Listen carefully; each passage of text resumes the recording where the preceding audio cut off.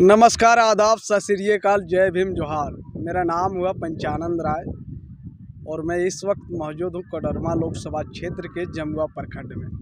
और हमारे साथ आम आदमी पार्टी के प्रदेश अध्यक्ष मौजूद हैं जो अपने पहचान की मोहताज नहीं है। आइए इस लोकसभा चुनाव को लेकर के इनसे बात करते हैं और अधिक समझने की कोशिश करते हैं। अमित जी, आपका स्वागत है हमारे मीडिया पोस्ट पे। बहुत बहुत धन्यवाद आपको और आपके सभी दर्शकों को जोहार। अमित जी, आप ये बताइए, इस लोकसभा चुनाव को लेकर के आप लोगों के द्वारा क्या तैयारी है कोडरमा लोकसभा को लेकर के? देखिए, बात ऐसा है कि हम लोगों ने पूरी तैयारी करके रखी है। अब 2 दिन बचा है इस लोकतंत्र के पर्व में और मुझे पूरा उम्मीद है कि इंडिया गठबंधन जीत रहा है, इंडिया जीत रहा है और तानाशाह हार रहा है। यहाँ पे कोडरमा लोकसभा क्षेत्र में देखा जा रहा है, एक और भाजपा की प्रत्याशी तो दूसरी ओर देखा जा रहा है इंडिया महागठबंधन के द्वारा पूरा जोर शोर से प्रचार किया जा रहा है। साथ ही वहाँ भाजपा के अलग अलग राज्यों से मुख्यमंत्री आकर के प्रचार प्रसार कर रहे हैं। तो इससे ये कोडरमा लोकसभा में क्या प्रभाव पड़ रहा है? देखिए, बात ऐसा है ना कि लोग उनके जितने स्टार प्रचारक हैं जी, वो स्टार प्रचारक कहीं काम नहीं आने वाले हैं। यहाँ पे आम आदमी की जो ताकत है, जो जनता का जो अपना मत है, वो पूरी तरीके से उन्होंने मन बना लिया है कि अपने जननेता विनोद कुमार सिंह जी को भारी मतों से 4 जून को संसद भेजने का काम करेगी। इसके अलावा आप छात्र नेता भी रहे हैं और बहुत सारे छात्रों को लेकर के बहुत सारे मुद्दे पे आपने आवाज़ भी उठाए हैं। तो इस पर युवाओं को क्या कहना चाहते हैं? देखिए, हमारा पूरे आपके दर्शकों को, पूरे युवा साथियों को, आपको पता है कि हम लोगों ने 2016 और 17 के मध्य में हम पूर्व छात्र संघ अध्यक्ष भी रहे, अब छात्र संघ अध्यक्ष भी रहे विनोद विद्यालय से। और हम लोगों ने काफ़ी भाजपा के खिलाफ, भाजपा सरकार के खिलाफ या फिर कोई भी सरकार रही हम लोगों का छात्र युवाओं का जो मुद्दा है सो कभी कमज़ोर नहीं हुआ। वो चाहे रोजगार का मुद्दा हो, चाहे विस्थापन का मुद्दा हो, प्रवासी मजदूरों का मुद्दा हो या फिर कोई भी मुद्दा हो। आपको पता है कि उसी के दौरान हमको आम आदमी पार्टी से जुड़ना हुआ जब मैंने दिल्ली गया और हम एमफिल के लिए दिल्ली गए थे। देखिए, उसके बाद एक छोटे से कार्यकर्ता को, एक छोटे परिवार से आने वाले आम लड़का को, ठीक है, आम आदमी पार्टी ने प्रदेश अध्यक्ष युवा मोर्चा का प्रदेश संयोजक बनाया झारखंड में। हम लोगों ने काफ़ी काम किया युवाओं के लिए और लगातार कोरोना के टाइम में हम लोगों ने, हमारी टीम में संजय मेहता जी जी थे, काफ़ी लोग थे जो हम लोगों ने पूरी तरीके से विदेशों से मजदूरों को हम लोगों ने मंगवाने का काम किया। दूसरा चीज़ आपसे एक सवाल ये है कि जयराम महतो को लेकर के क्या है, वो भी तो 3 सालों से छात्र के हित में बात कर रहे हैं और इस लड़ाई में वो भी एक छात्र नेता है। आप ऐसा, सभी की अपनी अपनी लड़ाइयाँ हैं। जयराम महतो की जो पूरी टीम है और जो लोग हैं वो कहीं ना कहीं हम लोग सभी से जुड़े हुए हैं। हम लोग, हमारा बढ़िया संबंध है सभी के साथ और हमारी सब शुभकामनाएँ हैं, उन सबको शुभकामनाएँ हैं उनको भविष्य की।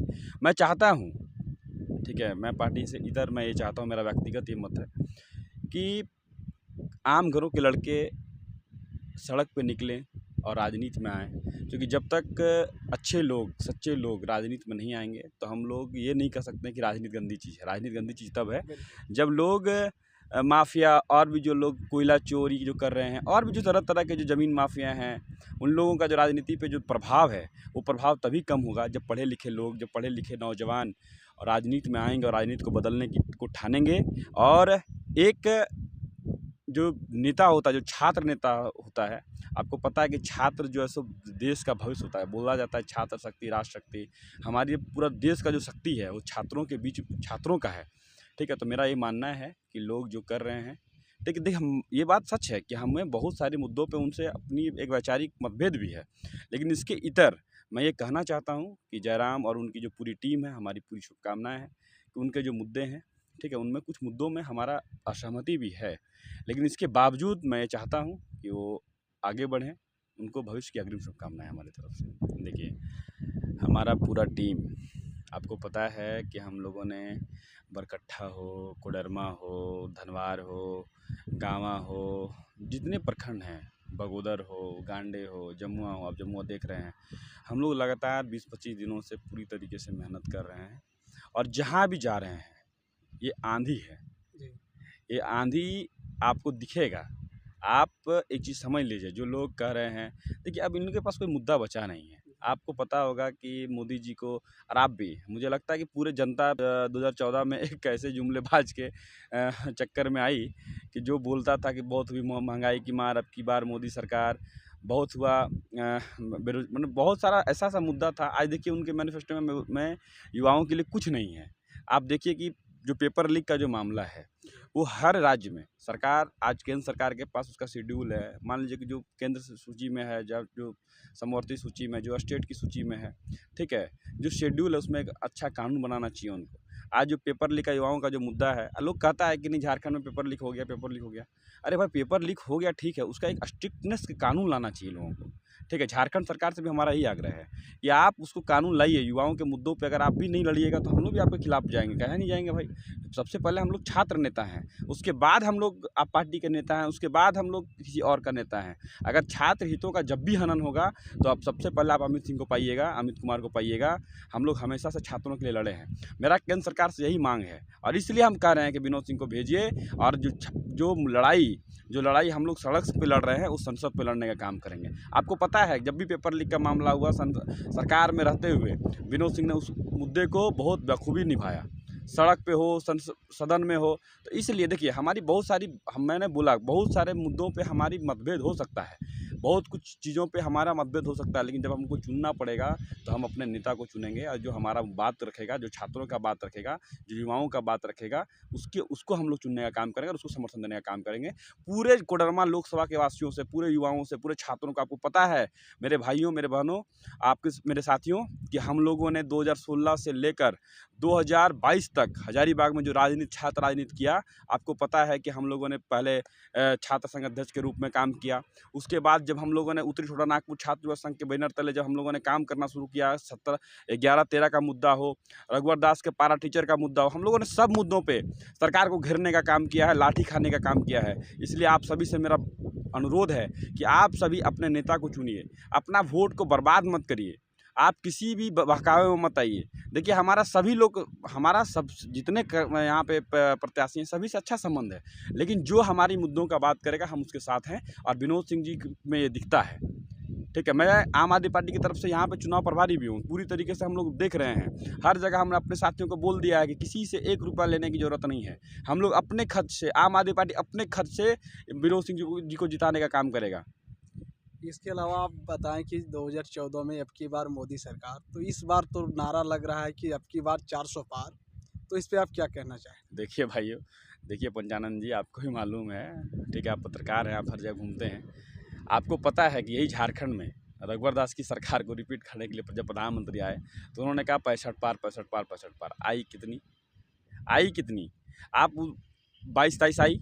ठीक है, यही प्रधानमंत्री जब बंगाल जाते हैं, यही प्रधानमंत्री जब उड़ीसा जाते हैं, यही प्रधानमंत्री जब क्या कहते हैं उसको, पंजाब जाते हैं, यही प्रधानमंत्री जब दिल्ली जाते हैं तो बोलते हैं 47 पार, 45 पार, 45 पार आता है 3। ठीक है, यही प्रधानमंत्री जब बंगाल जाते हैं बोलते हैं 150 पार, 150 पार, 150 पार आता है कितना, 70। तो ऐसे प्रधानमंत्री और ऐसे भाजपा के जो जुमलेबाज लोग हैं, इनको 400 क्या 40 आ जाए तो यही बहुत बड़ी बात है। मैं जिम्मेदारी के साथ कह रहा हूँ कि जब आप 4 तारीख के बाद मेरा इंटरव्यू करिएगा तो आपको मैं बता देना चाहता हूँ जिम्मेदारी के साथ कि झारखंड और पूरे देश में इंडिया की सरकार होगी, आप देख लीजिएगा। इसके अलावा आप कोडरमा लोकसभा के आम लोगों से क्या अपील करना चाहते हैं इस लोकसभा चुनाव को लेकर के? इसलिए कि अब लोकसभा चुनाव का जो पर्व है वो काफ़ी नज़दीक आ चुका है, तो इस पर्व को लेकर के, चुनाव को लेकर के यहाँ के लोगों को क्या संदेश देना चाहते हैं कि आने वाले 20 तारीख को जो 5वें चरण का चुनाव है उस पे लोगों को क्या संदेश देना चाहते हैं? देखिए हम पूरे छात्र-युवाओं से यही अपील करना चाहते हैं, ठीक है, अपने मुद्दों के साथ रहिए और जो भी छात्र युवा हमको देख रहे हैं, जिनके लिए हम लोगों ने लड़ाई लड़ी, पूरे हजारीबाग से लेके पूरा राजभवन को हम लोग घेरने का काम किया। आपको पता है कि आज हम पे 2 केस चल रहा है, ठीक है, वो केस हम अपने ज़मीन को लेके और हम अपने ज़मीन को बचाने की लड़ाई के लिए नहीं लड़े हैं, हम लोग छात्रों के लिए लड़े हैं, छात्र युवाओं के लिए लड़े हैं। जब CBCS सिस्टम पूरे विश्वविद्यालय में हावी था, जब गुरदीप सिंह जी ने पूरा इंफ्रास्ट्रक्चर को बिना बनाए हुए और पूरे CBCS सिस्टम को जब लागू कर रहे थे, उसमें सबसे पहला विरोध करने वाला कोई नेता था, कोई लड़का था, कोई छात्र नेता था तो अमित कुमार था। जब 11-13 का जब मुद्दा जब पूरे झारखंड में जो ज्वलंत मुद्दा बना, तो उस समय पूरे नेशनल मीडिया से लेके पूरे टेलीग्राम तक जो छपा, वो कोई अगर कोई मुद्दा उठाया तो हमारा उत्तर छोटा नागपुर छात्र युवा संघ के साथियों ने उठाया और हमने उठाया।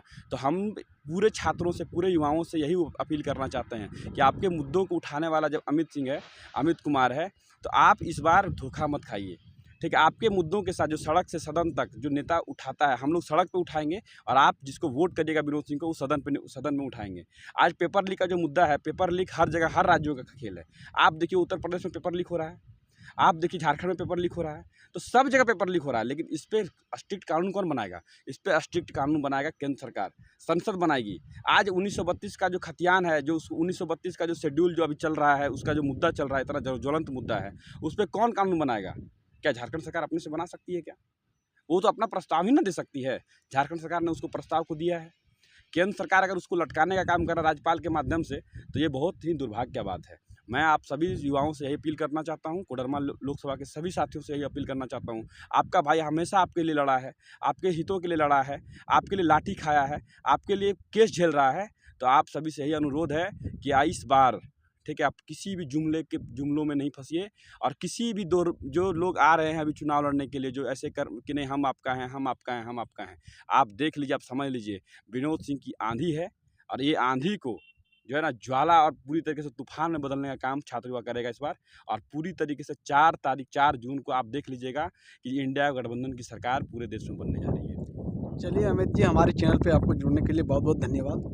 बहुत बहुत धन्यवाद आपके दर्शकों को। जोहार। आप सभी से फिर से एक अपील है कि आप जो भी आप कोडरमा लोकसभा क्षेत्र के जो भी हमारे बड़े बुजुर्ग, माता बहन, छात्र युवा साथी जो भी जुड़े हैं, जो भी जुड़ेंगे और जो भी देखेंगे, आप सभी से यही आग्रह है हमारा कि ईवीएम नंबर के 7 पर, ईवीएम के क्रमांक 7 पे विनोद कुमार सिंह जी, जो कि आपकी आवाज़ बनेंगे संसद में, आपका एक वोट 5 साल का भविष्य आपका तय करेगा। इसलिए इस बार ईवीएम के क्रमांक संख्या 7 पर झंडे पे 3 तारा। देखिए, आपका असहमति हो सकता है, सहमति हो सकता है, मान से आप असहमत हो सकते हैं, लेकिन आप इतना गारंटी है कि आप विनोद सिंह के चेहरे से आप कभी भी असहमत नहीं हो सकते हैं। उनका जो छाप है, जो ईमानदारी का जो छाप है, उनका जो छाप है, जो उन्होंने अपने आप को साबित किया है, उससे आप कभी असहमत नहीं हो सकते हैं। आप माले से असहमत हो सकते हैं, आप दल से असहमत हो सकते हैं, लेकिन उनसे आप असहमत नहीं हो सकते हैं। इसलिए मेरा मानना है, आप सभी से यही निवेदन है कि आप सभी इस बार झंडे पे 3 तारा का जो निशान है, उस पे भारी बहुमत के साथ इतना जोरदार बटन दबाइए और दबवाइए, ताकि जो संसद में 5 साल आपकी आवाज़ जो है सो विनोद सिंह जी बनते रहें। बहुत बहुत धन्यवाद।